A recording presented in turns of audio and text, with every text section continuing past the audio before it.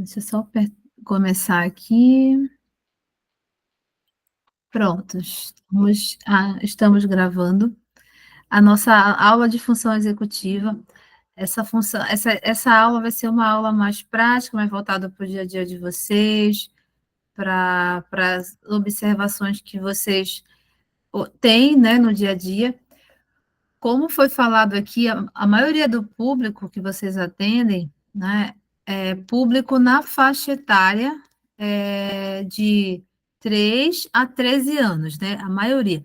Mas vocês também atendem 14, 15, 16 anos, 17, e também atendem crianças de 2 anos. Então, a gente precisa entender, quando essa criança chega no consultório, algumas já vêm com laudo, mas, como foi falado também, vocês recebem crianças sem laudo. E como fazer com uma criança sem laudo? Como observar uma criança sem laudo? Como que eu vou estar ali acompanhando o desenvolvimento delas? Como é que eu vou saber se ela tem o critério ou não para poder receber uma hipótese diagnóstica?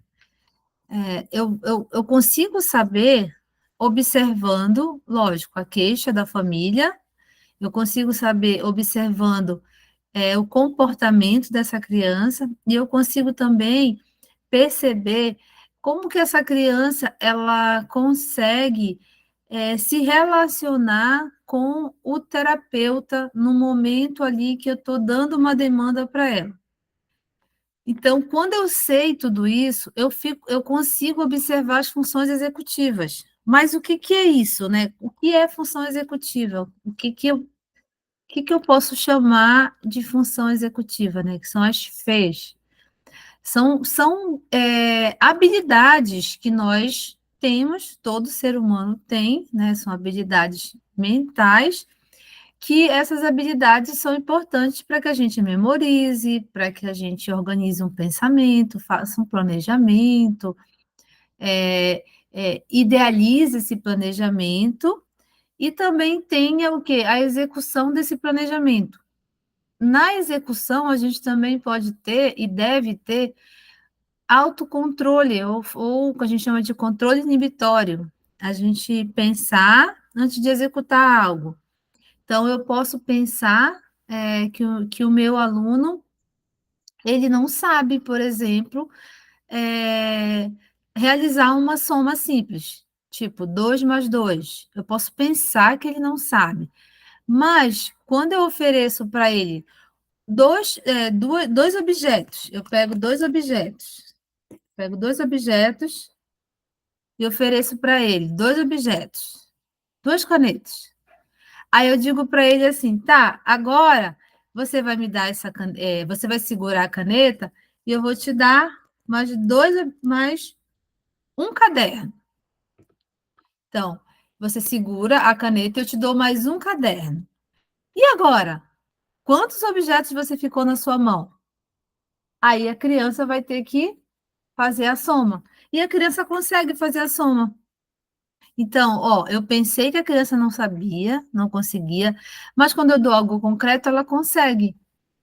Então, eu tive o quê? Um pensamento, eu imaginei aquela criança realizando a operação, só que eu tive o quê? Uma interpretação errada. Então, quem me ajudou a fazer essa interpretação foram as habilidades de função executiva, porque eu precisei ir lá captar a minha experiência que eu já tinha vivido com crianças que chegaram com queixa de dificuldade na matemática, que chegaram com queixa de atrasos na fala. Então, eu já começo a anexar lá o meu, que a gente chama de o meu dicionário mental lá, como eu tenho muito contato com crianças que tiveram muitas dificuldades, muitos problemas de aprendizagem, eu penso que aquela criança também tem e que ela não consegue, não vai conseguir. Então, eu usei função executiva para poder ter essa imaginação. Então, voltando para a criança, como que a criança pode ter as funções executivas prejudicadas? Quando é uma criança que tem, por exemplo, a idade de 2 anos e ela está ali no parquinho, na creche, na escola, está brincando no parquinho, e eu digo para ela assim: não pega o boneco do colega, porque o colega vai chorar. E a criança, ela não está, tipo, dando tanta importância para o que eu falo, ela vai lá e pega o boneco do colega. Então, quando ela faz isso, ela tem o quê? Ela tem um controle sem o quê? Ela tem, na verdade, um descontrole, ela tem um impulso ali, que é o impulso de pegar o brinquedo. Ela quer o brinquedo. Então, ela vai pegar o brinquedo. Então, ela não consegue controlar a função executiva dela quando ela faz isso. Quando ela escuta eu falar, não, não pega porque o colega vai chorar. Então, ela só, o quê? Ela só escuta, mas não executa, porque ela não tem o controle motor para perceber que se ela tirar o brinquedo, a criança vai lá e chora.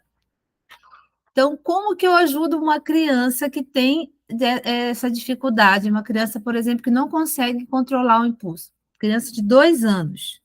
Criança de 2 anos, ela não vai aprender só se eu falar, ela vai aprender se eu der um exemplo, se eu for concretizar algo. Então, eu vou lá, pego o brinquedo e digo para ela: ó, o boneco é do amigo. Você brinca com esse boneco, que é o seu boneco. Então, eu estou dando o quê? Estou dando um concreto para ela, estou direcionando para ela que ela tem que brincar com o brinquedo dela e não com o do colega. Mas ainda assim, ela vai pegar o brinquedo do colega. Aí eu vou lá e digo: vamos lá, vamos pedir o brinquedo emprestado? Aí eu pego o brinquedo, seguro o brinquedo, coloco na frente dela, dou na mãozinha dela e ela diz: empresta o brinquedo? Aí a criança vai lá e empresta o brinquedo para ela. Eu ensinei para ela que ela não tem que pegar o brinquedo, ela tem que pedir emprestado o brinquedo. Me empresta, por favor? Me empresta, por favor?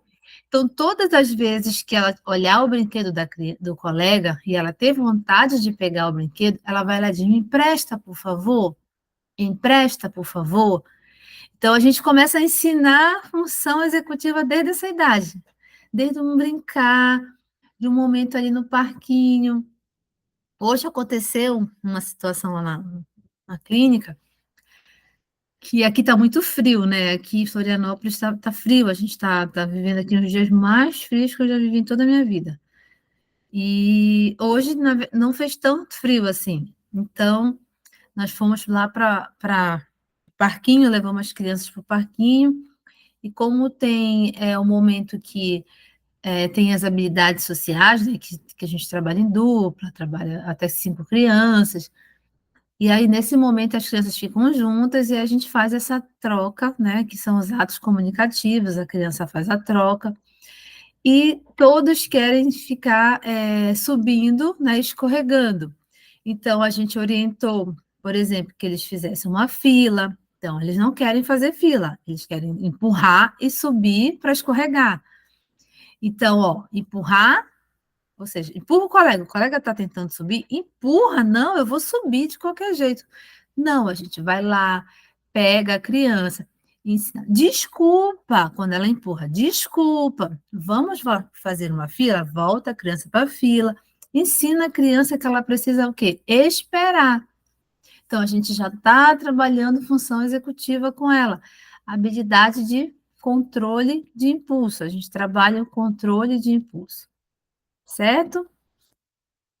A gente está só. Tenho que entrar nessa parte teórica para vocês entenderem depois como é que vai ser a aplicação dos testes. Senão vocês não vão conseguir aplicar os testes. Essa parte teórica é muito importante para vocês poderem entender em relação à aplicação e à correção dos testes, que a gente vai ver alguns testes que você vai precisar corrigir e você vai precisar fazer também uma análise qualitativa. Então, a função executiva ela na verdade, também, né, como a gente estava explicando, eu estava explicando para vocês, é um tipo de gerenciamento do cérebro. Então, ela vai permitir que eu consiga gerenciar, ou seja, que eu consiga organizar o quê? O meu pensamento e que eu consiga definir o que eu vou fazer. E também alguns estudos apontam que o desenvolvimento dessas funções elas influenciam diretamente na regulação emocional.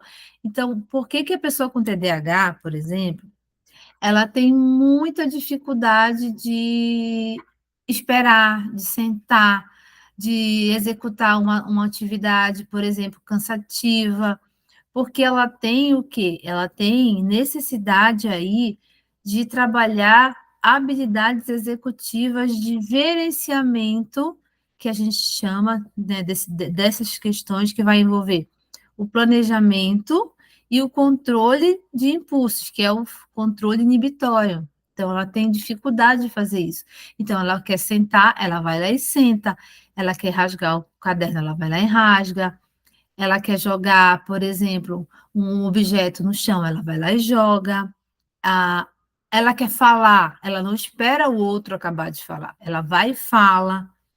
Então, tudo isso vai influenciar diretamente no planejamento executivo. E uma coisa muito importante, as habilidades executivas, gente, elas são habilidades que a gente precisa estar ajudando a serem estimuladas desde bem cedo. Na primeira infância é que começam a se desenvolver esse planejamento executivo.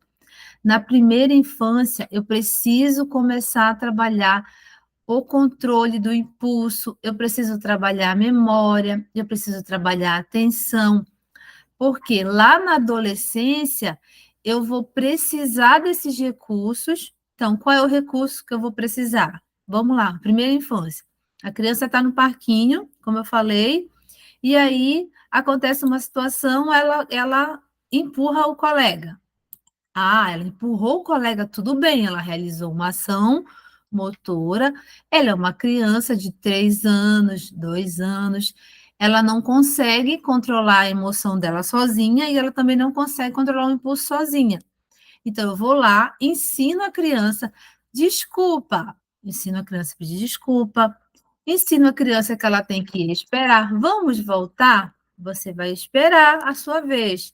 Vamos sentar? Eu direciono a criança, eu chamo a criança, eu convido a criança para fazer o quê? O que eu quero que ela faça. Então, eu vou ensinando. Quando eu faço isso, gente, o cérebro da criança vai entendendo que todas as vezes que tiver uma situação nessa questão social, ela vai precisar fazer o que eu direcionei para ela. Então, todas as vezes que ela quiser pegar um brinquedo, ela não pega, ela vai lá e pede.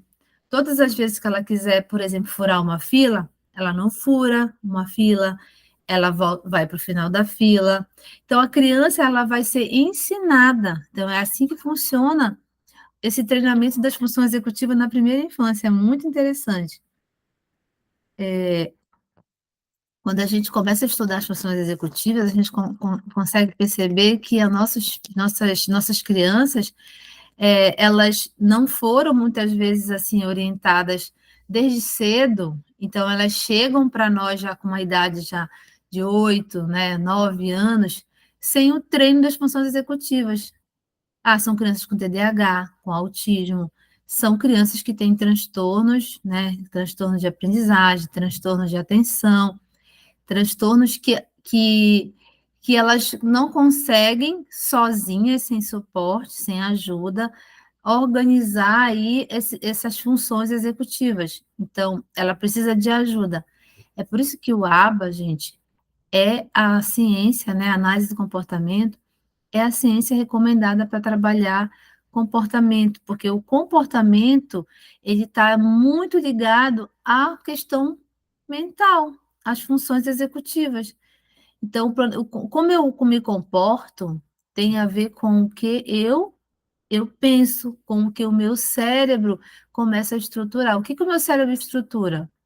O meu cérebro estrutura que eu tenho que esperar, que eu tenho que respeitar as regras sociais, que eu tenho que fazer, eu tenho que ser ética, eu tenho que ter uma postura, né? Assim, então, o meu cérebro, ele me prepara, ele consegue me preparar para ter um comportamento. E o que a gente vê não é assim no consultório, né? As crianças que chegam não têm esse para se preparar.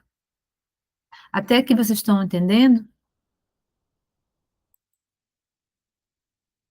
Tá tranquilo até aqui? Eu tô complicando?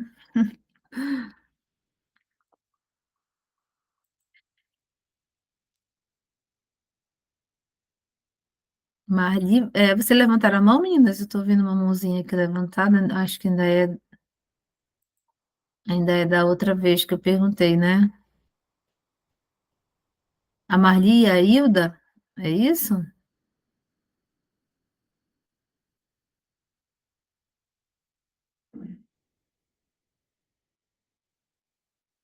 Não? Não levantaram a mão? Então eu vou baixar aqui para mim não achar que não confundir. Tá, qualquer coisa vocês podem mandar uma mensagem, então falar, tá bom? Levantar a mãozinha aqui. Tá. Então, o que que essa função executiva ela deixa de habilidade para nossas crianças e adolescentes, até para nós adultos, né?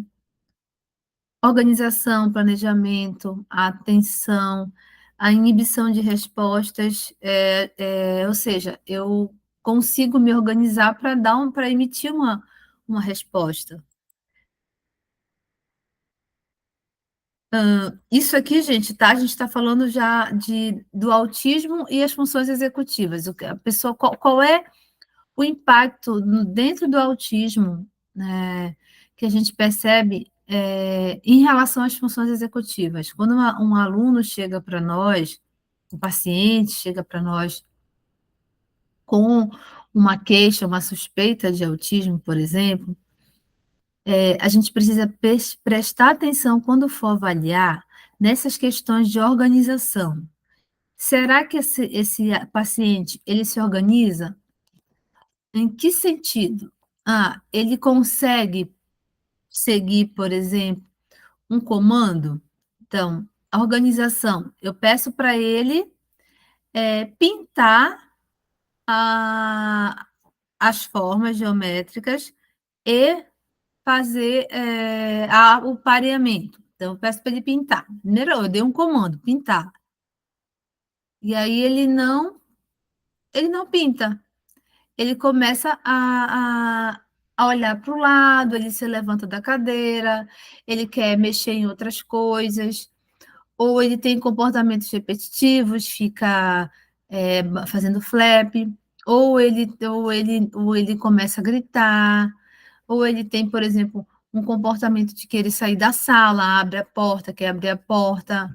Então, como é que é a organização dele? Ele consegue seguir um comando e ser direcionado quando esse comando é dado? Um exemplo para vocês. Um paciente meu, um novo paciente, ele tem 7 anos. Então, eu vou fazer os 3 dias que eu estou atendendo ele, só bem pouquinho tempo. E ele chegou com a demanda de queixa, né? Uma queixa na escola de dificuldade aí de leitura. Então, chegou com essa demanda. Só que ele já tinha laudo de autismo. Então, quando ele veio com a demanda de dificuldade de leitura, eu vi que ele não tinha só demanda para leitura, né? Que ele tinha demanda para fazer terapia ocupacional, enfim, psicomotricidade. E porque quando a criança chega para nós, né? Então a gente faz uma avaliação da criança e a gente já direciona quais são os profissionais que aquela criança vai atender. Então, foi direcionado terapia ocupacional, foi direcionado fonoaudiologia, psicomotricidade e a psicopedagogia para ele. Dificuldade de leitura. Olha só o que acontece. Um relatório da professora da escola veio dizendo que ele não faz as tarefas, que ele não aceita a demanda pedagógica, que se ele ficar na sala, ele só quer ficar brincando. ele não gosta de lápis, de caneta, ele não gosta de material pedagógico. Então, a professora não consegue dar demanda para ele. Ele fica basicamente na escola, ele vai para socializar. E aí eu comecei a perceber, quando ele entrou no consultório, ele chegou a ele chegou assim bem feliz, sabe? Porque quando eles olham, né, assim, o espaço, eles gostam, eles querem entrar, ficam felizes, querem brincar. Tá, ele chegou bem feliz, alegre, começou a brincar, eu ofereci os brinquedos para ele, ele se encantou. Só que, no momento que eu mandei ele sentar, e olha só, eu não tinha pedido para ele sentar ainda, ele estava no chão, ele não estava sentado comigo na mesa, né? Ele estava no chão. Quando ele foi para a mesa, quando eu pedi para ele sentar na mesa, eu coloquei os lápis, pedi para ele fazer uns desenhos, ele simplesmente ficou se mexendo, ficou nervoso e mexia a perna e começou a fazer, sabe, a respiração ofegante, respirar assim com muita dificuldade, e ele começou a balançar muito, muito, muito as pernas. Só que ele não levantou da cadeira, ele continuou sentado. Só que eu vi que, coitadinho, aquilo ali para ele foi um estresse, ele estava tendo uma crise de ansiedade. Então, eu percebi que era por causa da demanda pedagógica. E aí eu comecei a investigar, né? Eu estou investigando. Hoje, eu ofereci outra demanda pedagógica para ele cortar, fazer um corte, fazer uma associação ali de um alimento. Por exemplo, o que são carnes, né? Carnes, o que é carne? Aí ele tinha que separar o churrasco, a salsicha, e fazer o corte e colar. Pois ele fez, mas ele fez com o mesmo comportamento. Assim que ele vamos fazer? Eu falava o nome dele, né? Vamos fazer ele? Sim, mas ele, sabe, tentando, querendo fazer. Aí eu digo, nossa, gente, eu nunca tinha visto um caso assim. A primeira vez, sério, olha, 10 anos de experiência. E é só da demanda pedagógica. Então eu vi que ele tem trauma, sabe? Ele tem trauma de demanda pedagógica. Provavelmente não souberam lidar com essa demanda na escola. Então, aí eu já vi um prejuízo na função executiva de o quê? Organização, já vi um prejuízo aí de atenção, já vi vários prejuízos aí também em relação à questão emocional. É uma criança, né? Criança com 7 anos que tem autismo. Então, olha só, como tudo isso vai influenciar no momento que a gente vai avaliar. A questão da atenção, né? O foco, tudo isso está sendo influenciado. Deixa eu ver aqui. Autorregulação, ou seja, ele teve dificuldade de regular as emoções, né? Olha só, o planejamento foi prejudicado. O que foi prejudicado nele também, que eu percebi? A, a, a questão aí dele solucionar um problema, ou seja, tia, eu não gosto. Ele fala, ele é funcional. Tia, eu não gosto de fazer atividade pedagógica. Olha, aconteceu isso comigo, eu fiquei muito triste. Não, ele não tem a capacidade de solucionar um problema, que é um problema que está fazendo mal para ele, de chegar para mim e falar, tia, eu não quero fazer. Não, ele aceitou, mas ele ficou tendo aquele comportamento, sabe? Então, foi bem, bem complicado. Então, está sendo complicado. Tem 3 dias que eu estou atendendo ele e eu estou, assim, planejando, sabe? Junto com a equipe, que a gente faz um planejamento em equipe, como que a gente vai estar ali observando para poder emitir um parecer em relação à aprendizagem dele e também pensar numa intervenção aí que ele não vai ser, se frustrar tanto, né? Vocês têm alguma pergunta até aqui, meninas?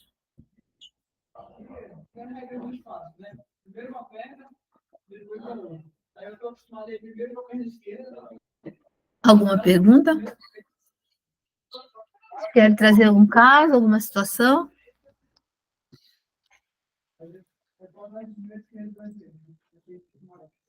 Não? Então vamos seguindo aqui.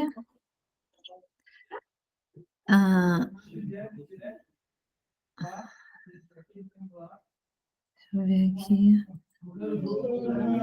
Hilda, você quer falar?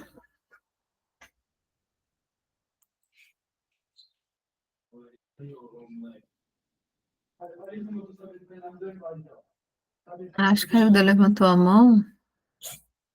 Pode falar, Hilda.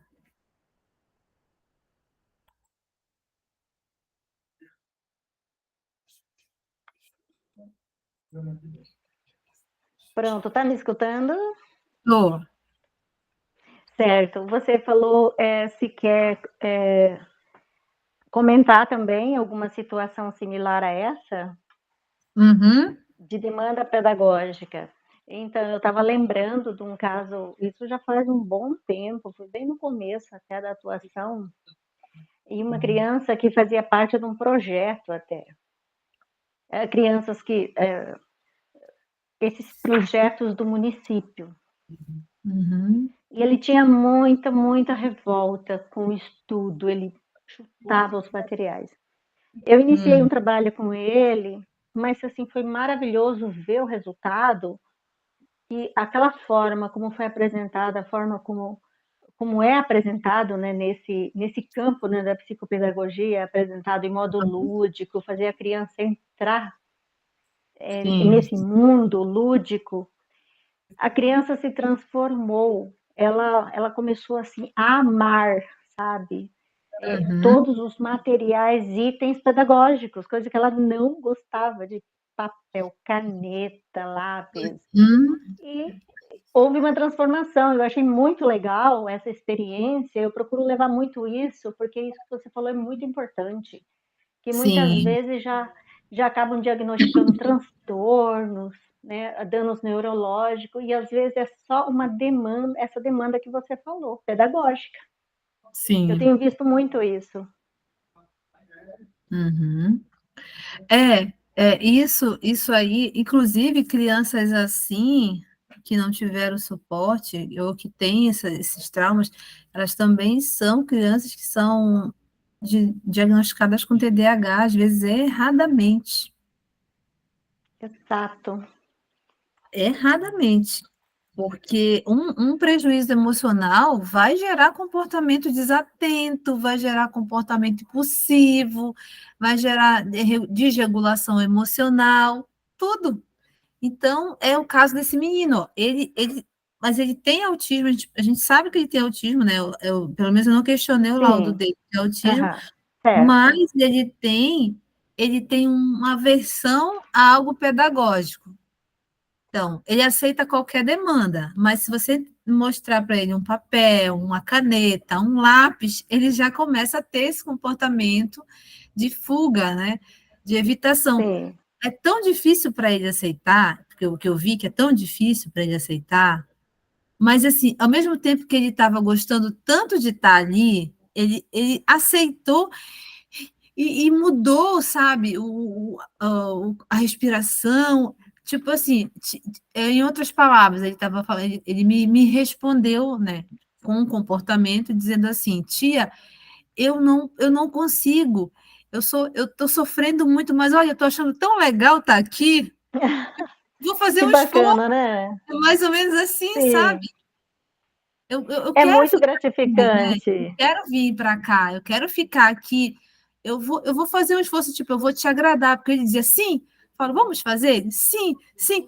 Aí, então, pode pegar a tesoura, pode cortar, por favor, aqui na linha? Aí ele, sim. Gente, não, porque ele não tem direito de imagem, mas eu me dei vontade de filmar, mas ele não tem direito de imagem, sabe? Mas eu fiquei com Sim. vontade de filmar, porque assim, é impressionante. Eu não tinha ainda pegado um caso desse, estou falando para vocês, em 10 anos de formada, com esse perfil assim de comportamento só naquele momento da demanda. Aí Demanda parei, pedagógica. eu parei de oferecer demanda pedagógica, aí ele vai para a caixa, a caixa de brinquedos no chão, ele abre o meu armário, muda, não tem nenhum comportamento desse Você tipo. vê. Eu posso comentar mais um caso contigo? Sim. Uma mãe, hoje mesmo, uma mãe comentou comigo. Eu estou atendendo, ele é um menino, 13 anos, e suspeita de TDAH. E a suspeita foi numa aula de reforço. E ele tem todos os sinais possíveis, mas o déficit de atenção, memória. Mas, Eliane, foi assim, Leiliane, né? Seu nome é Leiliane, isso? Lidiane, isso. Liliane. Então, Liliane, foi menos de um mês de. É porque eu já procuro fazer um pouco junto, sabe? Eu procuro a parte motivadora da criança, eu já vou fazendo ali a avaliação, já vou fazendo os testes, já vou caminhando, inserindo o lúdico para aquela criança. E, na Sim. verdade, ele já é um rapazinho, 13 anos, Uhum. ele lê razoavelmente, mas ele nunca tinha lido em voz alta em sala de aula, nem na Hum. escola, ele tinha muita vergonha, ele não aceitava ler. E eu introduzi para ele os livros de Lewis, As Crônicas de Nárnia, aquela coleção fragmentada, enumerada, né? E também fiz online com ele. Fiz online, porque algumas vezes não tinha como ser presencial, então fazia, porque como eu tenho o mesmo exemplar, ele também tem. Aí ele fazia a leitura, mas isso depois dele já estar motivado na leitura em voz alta. Ele ficou Hum. tão motivado que ele aceitou, porque daí eu colocava para ele, assim, com muita clareza, as dificuldades que ele tem. Primeiro, assim, eu levo muito a criança, quando a criança já consegue ter essa consciência, assim, de querer, Sim. falando, não, você quer mesmo e tal. Olha, foi impressionante ver o avanço desse menino. Eu já tive outras crianças que não tiveram esse avanço, entendeu? Eu estou citando esse porque realmente. Aí, Sim. até comentei com a mãe dele, eu falei, nós temos que falar, eu falei, fica a seu critério, tem possibilidade de umas testagens mais rápidas para diagnosticar dislexia e tudo mais, os transtornos, mas tem também a possibilidade da gente caminhar um tempo e ver o avanço da criança, porque na medida que ela avança, tá certo esse meu raciocínio, na medida que ela avança, você já Hum. vai descartando os danos neurológicos, porque muitas vezes já coloca ali um dano neurológico na criança, que é só uma Uhum. questão de demanda pedagógica. Eu acho que esse é o trabalho do psicopedagogo, do neuropsicopedagogo, a gente tem que encontrar aquele meio de despertar na criança aquele gosto pela aprendizagem. Se a gente consegue Sim. isso, pronto. É isso Sim. mesmo, essa é a ideia, não é? Porque essa É, questão do dano neurológico, ela ultrapassa toda a nossa criatividade. A gente vai transitar pelo lúdico, mas se ela tem o dano neurológico, não tem como, não é mesmo, Leiliane? É isso mesmo? é porque é assim, o nosso cérebro, Hilda, ele tem a capacidade de se remodelar a cada novo estímulo, mesmo que ele tenha um dano, mesmo que a criança tenha um transtorno. Então, qual é o nosso papel? É, por exemplo, observar o perfil cognitivo daquela criança, qual é o perfil cognitivo dela. Se ela consegue memorizar, se ela consegue prestar atenção, se ela consegue entender o que eu estou falando, né? Se ela consegue entrar num diálogo comigo, se ela identifica, ou seja, se ela consegue ali perceber coisas básicas que são da faixa etária, o básico, né, dentro desse processo cognitivo para a faixa etária. Se ela não Ok, consegue, o meu trabalho é estimular, junto com o quê? Com as habilidades que ela já tem, eu vou estimular para que ela adquira novas habilidades. Então, uma habilidade que ela certo. já tem, por exemplo, essa habilidade ela já tem, então eu vou o quê? Estimular essa que ela já tem para que ela consiga uma nova. Então, vamos Ok, imaginar ali, por exemplo, deixa eu pensar num exemplo bem prático. Andar de bicicleta, por exemplo. O andar de bicicleta. Antes de você andar de fato na bicicleta, você tem que subir na bicicleta. Você sobe, você tem que aprender a equilibrar a bicicleta. Então, olha só o passo. Então, ela já sabe subir na sim, bicicleta, a habilidade que ela já tem, mas ela não sabe equilibrar a bicicleta. Ela cai. Então, eu tenho que ensinar primeiro ela a equilibrar a bicicleta. Aí, depois que ela equilibra a bicicleta, que é a estimulação que eu vou fazer, ela equilibrou. Aí, ela vai dar o primeiro passinho na bicicleta. Aí, ela vai andar, vai equilibrar, andar, mas depois ela cai. Ela tem um transtorno. Lembra que ela tem um transtorno? Ela vai cair. E eu vou lá, levanto, ajudo ela a levantar. Vamos continuar de novo a andar na bicicleta? Aí, ela continua andando de novo na bicicleta. E ela vai até ela conseguir andar sozinha, sem nenhum suporte. Isso eu consigo, certo. isso eu consigo se ela me apresentar um cognitivo compatível com esse desenvolvimento do próprio cérebro dela. Entendeu? Se Sim, ela tem uma deficiência intelectual, entendi. por exemplo, leve, eu ajudo ela a superar. Se ela tem uma deficiência intelectual moderada para severo, aí eu já vou precisar de muito mais suporte para ajudar ela a superar, mas ela vai superar com estimulação. É um Certo. processo que vai levar a vida praticamente toda, né, da pessoa, a pessoa vai ficar precisando de ajuda, de suporte. Quando uma mãe ou um pai vem perguntar para a gente assim, quanto tempo meu filho vai fazer tratamento? Eu digo que essa resposta a gente não tem para dar, porque é o próprio cérebro, na verdade, quem vai responder, o próprio cérebro da pessoa. Então, Sim, pode ser que ele precise, pode ser que não precise, então a gente não tem uma resposta. E a gente costuma sim. dizer que é de oportunidades, né? Faixa etárias Ok, que nos ajudam. verdade. Só mais uma pergunta, uma colocação. Eu sei que esse tema é muito importante para a gente, as funções executivas, os testes, tudo mais. A gente aprende muito contigo. Mas, assim, na sua opinião, eu não sei, eu vejo que dão muito valor em achar o problema. Assim, nossa, tem tal transtorno, aí fica girando em torno desse transtorno e não naquilo, nisso que você acabou de falar aí, sabe?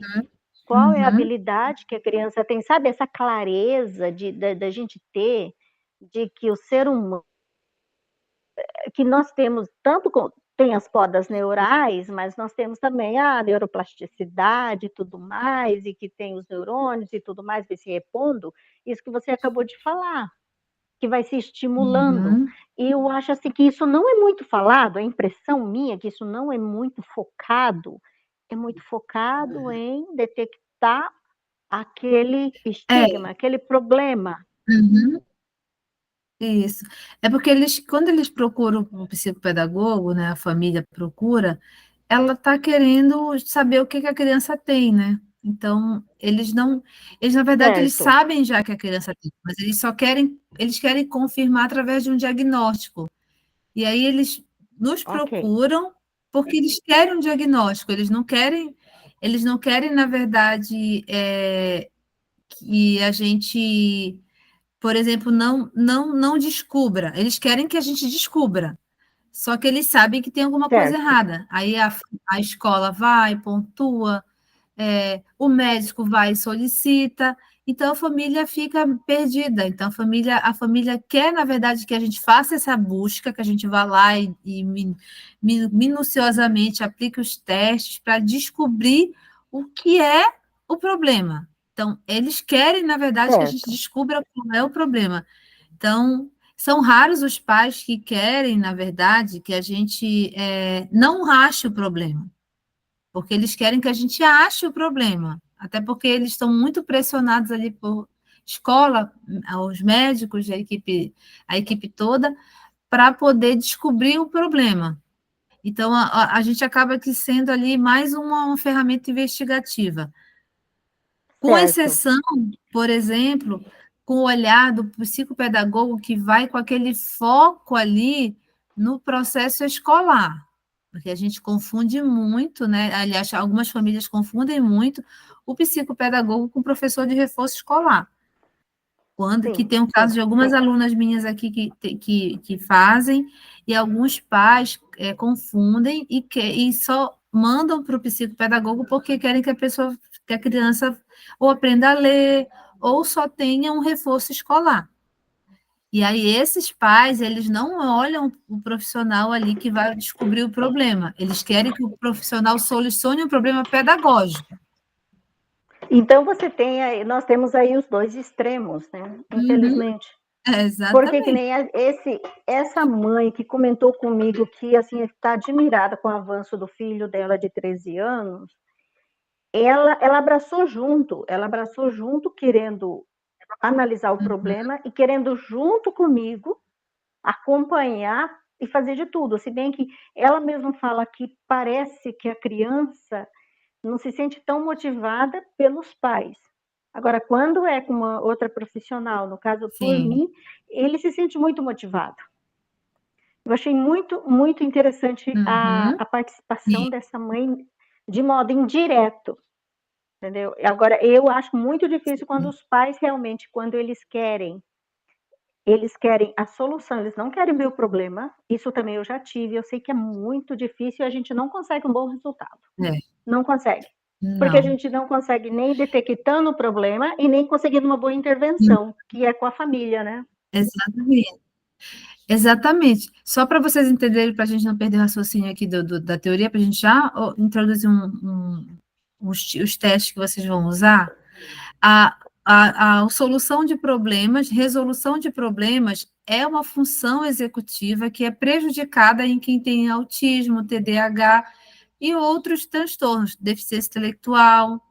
Então, a memória também é uma habilidade que é prejudicada. Então, a gente percebe a criança que tem dificuldade de memória de curto prazo, ela esquece, por exemplo, de coisas que ela fez ali pouco tempo. Então, eu tenho uma criança que eu falo para ela, olha, essa aqui é a letra B. E aí eu tiro a letra B. Eu passo talvez uns, sei lá, uns 30 segundos e pego a letra B novamente. Que letra é essa aqui? Ela não lembra. Então, isso aí é muito comum em crianças com dificuldade de memória. Testes, por exemplo, que vai pedir para a criança, teste da memória. Memória simples, com 4 cartinhas.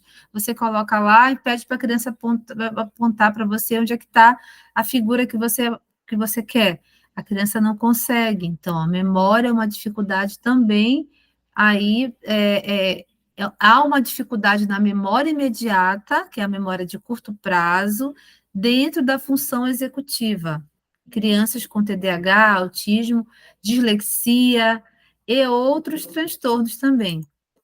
Atenção, a atenção é uma questão também que é uma função executiva, a atenção, é uma habilidade executiva que é prejudicada também nessa categoria de transtornos. E também nas crianças que apresentam aí também questões emocionais, né? Como a gente estava comentando agora. O fator emocional, ou seja, a criança tem um bloqueio emocional, ou a criança também tem algum tipo ela não consegue, ela tem uma dificuldade sensorial, ela não consegue ficar sentada porque está muito barulho, ela não consegue, por exemplo, pegar num material por causa da textura. Então, ela tem sensibilidades auditivas, tátil, vai prejudicar a atenção dela. E a atenção é uma habilidade também da função executiva, que é muito importante para a gente fazer consolidar o processo de aprendizagem, né? O raciocínio também é prejudicado, é uma função executiva que é prejudicada também no autista, no TDAH, no dislexo, no quem tem descalculia. Por quê? Porque ele não consegue compreender e organizar e fazer uma análise do que ele organizou. Ele sabe, ele até consegue, mas ele precisa de ajuda para poder fazer esse processo. É o que a gente vê aí de dificuldade na função executiva, que é dificuldade no raciocínio. Essas pessoas têm dificuldade. E quais são os testes que eu vou usar, que a gente vai ver na próxima aula, né? A gente vai ver os testes e a gente vai ver os jogos, que eu vou separar para vocês os jogos, e vamos ver algumas atividades também, que eu vou, inclusive, já postar no grupo para vocês. Os testes que vocês podem avaliar, essa coleção aqui da avaliação neuropsicológica, cognitiva, essa coleção aqui, ela é uma coleção assim, você precisa comprar. Eu recomendo que você tenha essa coleção, porque eu vou mandar o link para vocês, tá? Onde vocês podem adquirir essa coleção de funções executivas. Esse aqui é o volume 1. Nela é composto de testes de trilhas, é o teste, o TAC, né, que é o teste de atenção por cancelamento. E esses testes, eles vão avaliar como está o perfil executivo das crianças. E é bem interessante porque você pode emitir uma hipótese e essa hipótese, ela vai ser uma hipótese que vai estar ali sendo muito bem reconhecida pelos médicos, porque a classe médica, ela gosta quando o psicopedagogo, ele avalia com instrumentos, que são instrumentos que são padronizados. Esse instrumento, ele é um instrumento padronizado, ele é norte-americano, mas ele foi traduzido no Brasil, e ele não é restrito. Essa bateria aqui de testes, ela não é restrita a psicólogos. Então, você pode aplicar os testes que estão nessa bateria. Então, na próxima aula, eu vou trazer para vocês observarem com mais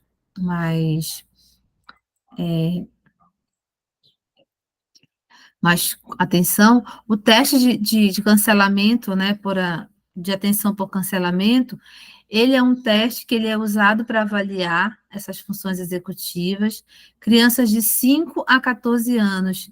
Crianças dessa faixa etária, a gente pode aplicar o teste, é um teste simples de aplicar, na próxima aula eu vou mostrar para vocês. O teste de trilhas também é um teste simples de aplicar, pode ser nessa faixa etária de 6 a 14 anos, e né, o Torre de Londres, que muitas de vocês têm também, vocês já têm, já fazem uso, muitas de vocês aqui, também é um teste que é usado para avaliar a função executiva. Então, essa faixa etária aqui é uma faixa etária que essa habilidade executiva, ou seja, de 10, 8 até 14, 15 anos, essa função executiva ela já deveria estar bem desenvolvida, estimulada nessa faixa etária. Então, a gente percebe quando aplica, por exemplo, um teste de trilhas, a criança não consegue fazer. A criança, quando é o teste da atenção para o cancelamento, a criança não consegue marcar o item lá que está sendo solicitado. Por atenção, por desatenção, ela tem erros, assim, bem bobos. Então, você consegue perceber que a criança também não consegue fazer a memorização. Você pede para ela colocar, repetir, né, a sequência lá do Torre de Londres, a pessoa não consegue, a criança não consegue, ela esquece, ela pergunta de novo, ela quer que você faça de novo, ela quer sempre um modelo. Então, são crianças que têm dificuldade na função executiva. Então, você consegue avaliar a função executiva aplicando esses testes para observar como está o nível de atenção, a memória dessas crianças e como é que está o controle inibitório dessa criança. Se ela vai aceitar uma demanda novamente ou se ela vai simplesmente desistir, vai jogar tudo no chão e vai levantar. Então, dificuldade de controle inibitório é uma dificuldade que é muito vista por TDAH, por crianças com TDAH. O teste de atenção por cancelamento, ele vai identificar o desenvolvimento da atenção e da progressão da idade. Então, quanto mais velha a criança, né, quanto mais idade tiver a criança, logicamente que ela deve ter mais atenção, ela deve ser mais atenta. Quanto mais nova, a gente entende que a criança tem mais a necessidade de ser direcionada a atenção. Então, por isso que você consegue fazer uma avaliação da criança, você consegue dizer na sua hipótese que a criança tem dificuldade atencional porque ela não conseguiu atingir ali o que estava sendo solicitado. Então, o teste de trilhas, ele também é utilizado, né, para avaliar também essa flexibilidade aí cognitiva, essa velocidade aí desse processamento, né, se a criança consegue fazer o rastreio visual aí dessas trilhas, das trilhas que estão sendo solicitadas, sem tirar o lápis do papel. Então, tem a versão, né, do pré-escolar, que você pode aplicar para as crianças mais jovens, e tem a versão do adolescente. Então, esse teste também é maravilhoso. O Torre de Londres, ele já é um estudo normativo, né, de uma tarefa que tem por objetivo observar se a habilidade cognitiva de planejamento está preservada. Então, o, o Torre de Londres, ele vai trabalhar o planejamento, vai trabalhar a memória também, vai, mas o planejamento, ou seja, a criança ela vai ter que fazer um planejamento para executar uma ação. E, igual também ela vai fazer no teste de trilhas e no teste de atenção por cancelamento. Só que no teste de atenção por cancelamento, ela vai precisar de mais atenção para poder não marcar, ou seja, não deixar de marcar um itemzinho que está sendo solicitado lá no comando. No teste de trilha, ela já vai precisar de um rastreio visual, ó, bem melhor, e ela vai precisar da memória, da atenção, e também vai precisar do planejamento executivo para ela poder pensar numa estratégia que ela vai ligar sem tirar o lápis do papel. Então, todas esses testes, eles vão mostrar para o psicopedagogo, para o neuropsicopedagogo, até mesmo para o professor, que aquele paciente, aquele aluno, ele não tem uma habilidade que é esperada para a faixa etária, e que ele precisa ser encaminhado para uma intervenção, ele precisa ser encaminhado para fazer um processo de intervenção para que ele consiga controlar esses impulsos e que ele consiga ser estimulado a desenvolver as habilidades, tanto de leitura quanto de escritas, que são as esperadas na série e na idade. Certo?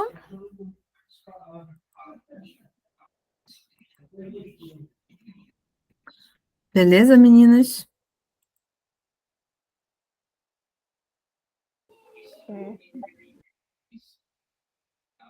Eu vou só terminar aqui a gravação, vocês podem perguntar, só um pouquinho.